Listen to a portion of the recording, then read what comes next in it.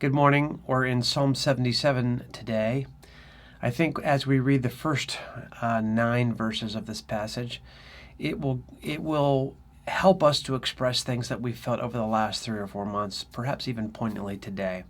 It's going to pivot at that point, and it's actually going to connect us to a spiritual discipline that we were taught by our grandparents, that actually goes back to the ancient church, that actually goes back to the scriptures. So let me dive into this. I'll read the first 9 verses for you. I cried out to God for help. I cried out to God to hear me. When I was in distress, I sought the Lord. At night, I stretched out untiring hands. I would not be comforted. I remembered you, God, and I groaned. I meditated. My spirit grew faint. You kept my eyes from closing. I was too troubled to speak. I thought about the former days, the years of long ago. I remembered my songs in the night.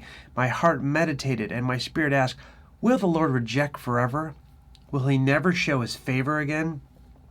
Has his unfailing love vanished forever? Has his promise failed for all time?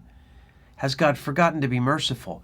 Has he, in anger, withheld his compassion? That's despondency. That's despair. That's discouragement. Many of us have been there over this pandemic. Some of us may be there today. It feels that way. And you get gripped with this way of thinking about the world. But watch the pivot. Verse 10. Then I thought, to this I will appeal, the years when the Most High stretched out his right hand. I remember the deeds of the Lord. Yes, I will remember your miracles of long ago. I will consider all your works and meditate on all your mighty deeds. I was raised in the church, so I can remember as a young child singing this hymn. Some of you know it too. Count your blessings. Name them one by one. Count your blessings. See what God has done. Count your blessings. Name them one by one. Count your many blessings. See what God has done, right? So some of you are singing along as we speak. It feels old-timey. It feels like something you sing in a rural church somewhere, right? Off-key, a bad organist, the whole bit.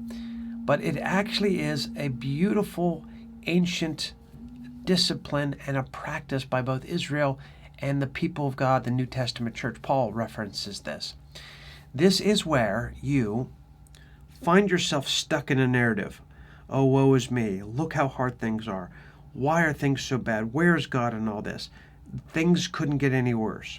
And now, in light of this, once you've bought that narrative, you interpret everything that way. But this is when you say, oh, man, I am framing everything from this kind of negative.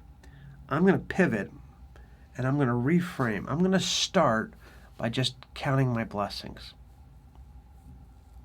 Well, I'm alive. I can think. I can speak. I can see. I can hear. I have a roof over my head. I have food in my cupboard. I have relationships that have meaning. I have some purpose in my life. God has redeemed me. I have a future in him. I'm a part of a church. I can see as I go outside the green grass. Oh, wait. Green grass, blue skies, sun, hummingbird, wind. My senses, the goodness of God's material world.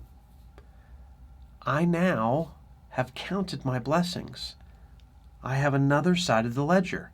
Now I can choose at this point, do I want to frame my life from this side, or does this want to be the frame?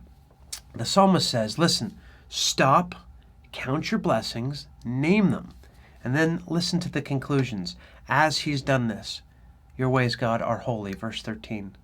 What God is as great as our God? You're the God who performs miracles. You display your power among the peoples. With your mighty arm, you redeemed your people, the descendants of Jacob and Joseph. And he goes on from there.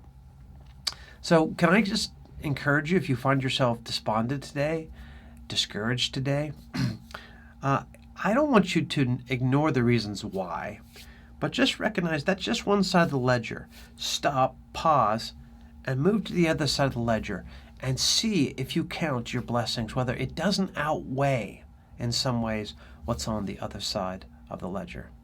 I hope this is an encouragement to you. Grace and peace to you on this day.